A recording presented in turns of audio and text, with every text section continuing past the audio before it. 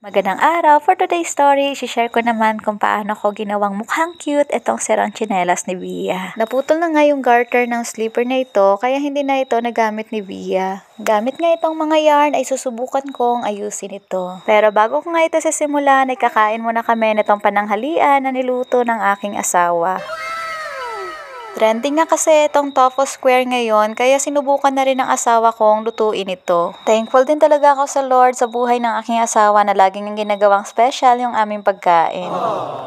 At dahil tapos na nga kaming kumain, ay sisimulan ko na ang aking bagong project ngayong araw. Pasensya din pala sa maliit na boses na inyong naririnig dahil nga sinasamahan ko si Bia habang ako ay nagwa-voice over. Sinimulan ko nga ito sa paggawa ng 19 chains. Naisip ko nga kasi na single crochet yung gagamitin kong pattern ngayon. Pagkatapos ko nga magawa yung 19 chains, ay sinimulan ko na itong single crochet pattern. Sa totoo lang, sa mga oras nga na ito ay hindi ko pa rin talaga ma-imagine kung paano ko ito gagawin. Pagkatapos ko nga magawa ang isang line ay lumabas muna ako dahil nga mas maliwanag dito. At ito na nga yung result ng isang part na aking kakabit sa tsinelas ni Bia. Pagkatapos nga niya, nagagawa pa ako ng 3. Kaya sinimulan ko na nga ulit ito. Pagkatapos nga ng ilang minuto ay nagawa ko na rin ang mga ito. Bali 6 parts na nga itong aking nagawa kasama na nga yung aking ipapalit doon sa pinaka-garter. Kagandahan nga lang talaga na stretchable din yung mga yarn na ito. At sa point nga na ito ay sisimulan ko na rin gawin ang mga small rose flower. Sinulat ko na rin nga yung pattern na ito dahil nahihirapan talaga akong i-memorize ito. Ang gusto ko nga sana ay maliliit lang na rose kaya sinubukan ko nga bawasan dyan ng 2 plies itong yarn. Kaso yun nga lang, tumagal talaga ako ng sobra sa part na ito. Habang tinatanggal ko nga ito ay gusto ko muna mag-shoutout sa aking ilang mga viewers. Shoutout po sa Kirimit and Kalimlim family, kay Mami Wifey Maria Daily Vlog watching from Posorobio, Pangasinan. Pasensya na lang po kung mali yung aking pagbigkas. At shoutout din kay Ma'am Ruth Almonte watching from Dagupan City, Pangasinan. At lastly, kay STV Vlog watching from Boracay.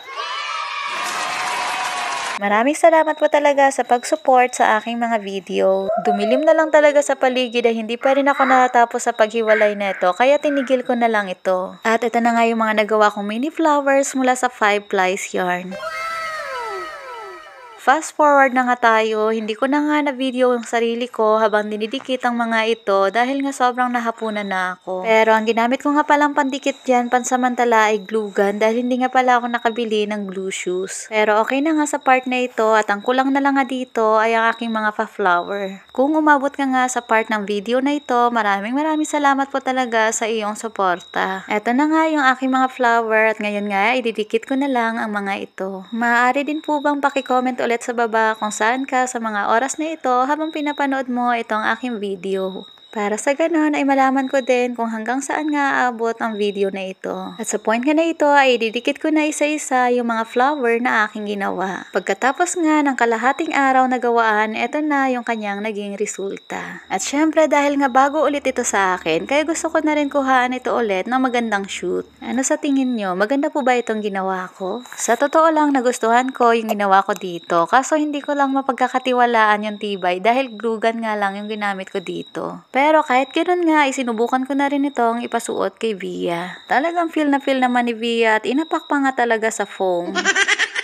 Pagkatapos nga niya, hinayaan ko muna si Bia na maglakad-lakad para matest ko din nga yung tibay neto. Habang kinukuhaan ko nga ng video dyan si Bia, na-realize ko bigla na hindi na talaga siya baby. Nakabalot na rin pala kami ng regalo dyan para sa isa't isa. Balik muna pala ako dito sa tsinelas, nakalakad-lakad na nga dyan si Bia pero hindi naman ito agad nasira. Kaya salamat sa Lord sa aking bagong natapos ngayong araw. Hanggang dito na lang muna. Ako si Mama Care. Thank you for watching. Bye-bye.